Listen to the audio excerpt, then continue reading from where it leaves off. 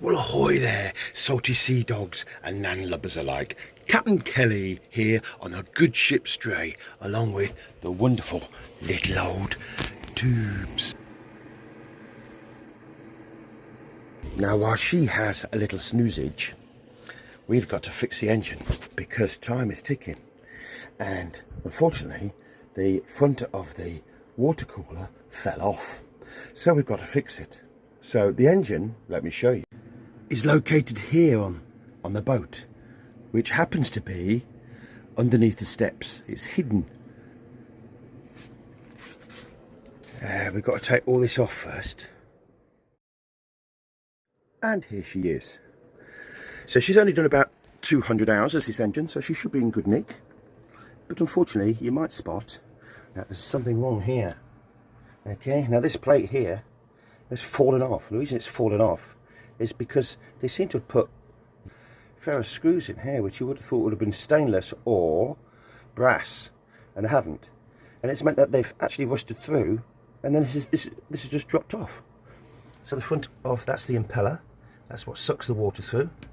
So it sucks the water up from outside, called the raw water pump, and it cools the engine through a calorifier, which is like a sort of heat exchanger, and that sits inside this big long tubey thing here.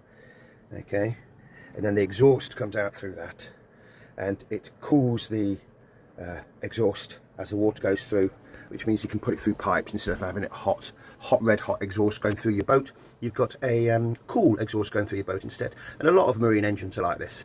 They have wet exhaust as opposed to dry exhaust, which you see on a car. Okay, because you're not bothered about it getting hot in a car, because it's all on the outside, and it just, you know, doesn't matter.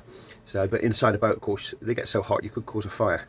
Now, what happened here was when this leaked, it sort of splashed onto, with all this spinning around, it splashed onto the alternator. This is the alternator which generates the electricity, and it went in there with the cooling fins, sucked the moisture into there, and it seized up the alternator. Luckily I wasn't able to free that, but that probably needs a good taking apart and looking at. But at the moment she's working fine and turning okay, so I'll leave it at the moment. But you notice this whole black substance all over the place, and that is because, if I just wipe that with my finger, there you go, that is because when this seized up and I started up the engine last time, straight away I could tell there was something wrong.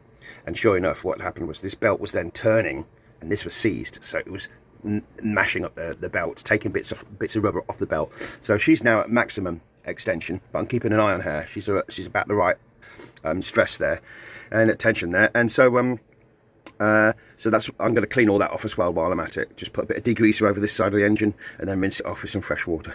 But first of all, we've got to take this impeller out, this rubber impeller out here, and then we're going to clean up these surfaces, and we've got to drill out and remove all the studs or the old ends of these the bolts that were in there holding it on, and then we've got some brand new stuff to put back on. I've got a new seal to go on there. I'll check this is okay, it should be all right, but I'll check it's okay. We've got some spare ones of those as well if we need them, and then put it back on, test it. If it's okay, then we're literally off sailing again today with our engine. Brilliant.